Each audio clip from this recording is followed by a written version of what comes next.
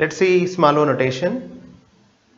F of n is said to be small o of g of n if and only if limit n tends to infinite f of n by g of n is 0. Let me give you intuitive idea behind this definition. So whenever f of n is small o of g of n, the ratio between f of n and g of n should be 0. That means this g of n is constantly bigger than variably bigger than f of n. So whenever g of n is variably bigger than f of n, if you cancel them, still some part of the g of n will remain in the denominator. That will lead to 0. Example, f of n is n, g of n is n square. If you see, g of n is variably bigger than n. So then what happens if you apply limit n tends to infinite f of n by g of n square, then if you cancel, still you get some variable part in the denominator. That will lead to eventually 0. So that's a core idea behind small o notation. So whenever I say f of n is small o of g of n, then f of n is asymptotically smaller than g of n. Then the ratio between f of n and g of n is not constant, it's a variable. Especially g of n is variably bigger than f of n. We'll see one more example. Let's say f of n is log n, g of n is n. So the question is f of n is small o of g of n or not. I have simple formula. I'll apply that. Limit n tends to infinite by log n by n. Let me apply limits. Then it will become log infinite by infinite. So that will become infinite by infinite. So infinite by infinite is called indefinite form. Not only that, you get 0 by 0 also sometimes. So these two are indefinite forms, but there are some other indefinite forms. Generally, most of the time you don't get them. So infinite by infinite and 0 by 0 are the common indefinite forms usually you get in this kind of problems. That's why I'm mentioning only these two, but there are still other indefinite forms. Remember it. Now, whenever you get indefinite form, we use L'Hospital rule, otherwise derivation method.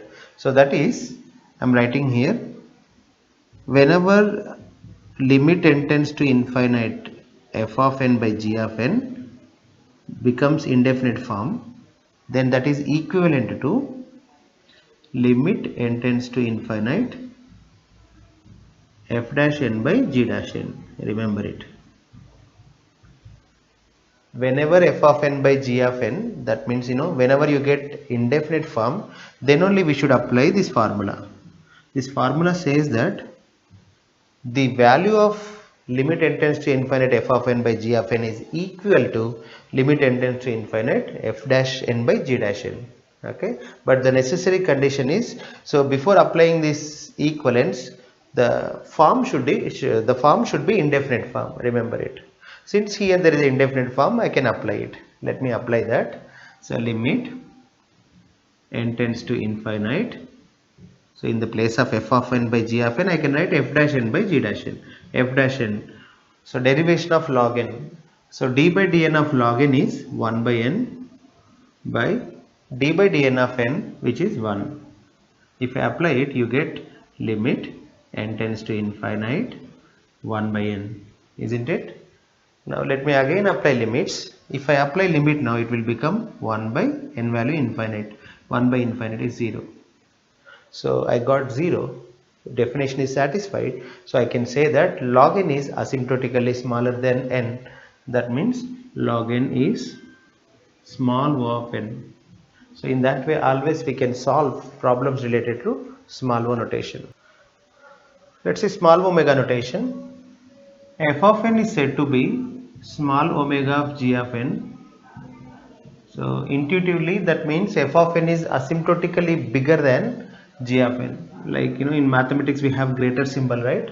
So we have now small omega. So f of n is small omega of g of n if and only if limit n tends to infinite f of n by g of n this time it should become infinite.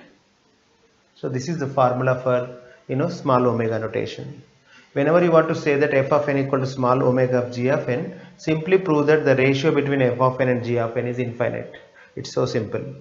Example, f of n is, let's say, 3 to the power of n, g of n is, let's say, 2 to the power of n. Let's see whether f of n is small omega of g of n.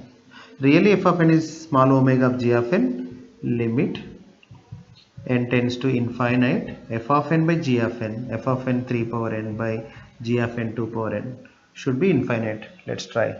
Since you have equal powers, right, let me write in this form, 3 by 2 whole power n. The reason, if I directly take 3 power n, 2 power n, let's say separately, then if I substitute n value infinite, 3 power infinite will become infinite and 2 power infinite by will become infinite. You get infinite by infinite form, and we have to apply L'Hospital rule.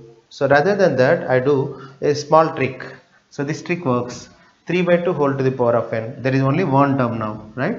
So whenever there is only one term, you might not get indefinite form.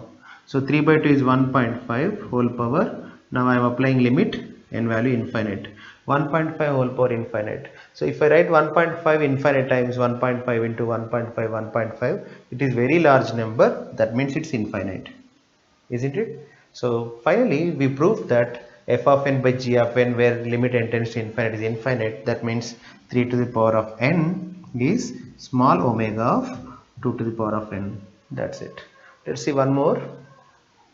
Limit f of n is, let me take n square, g of n, let's take log n. So f of n is small omega of g of n or not, we'll see. For that again same formula, limit n tends to infinite, n square by log n. If I apply limit, you get infinite square by log infinite, isn't it? So infinite square is infinite, by log infinite is infinite. So you get infinite by infinite form. Then what to do? We can apply L'Hospital rule, right? So simply apply the derivation for f of n and g of n.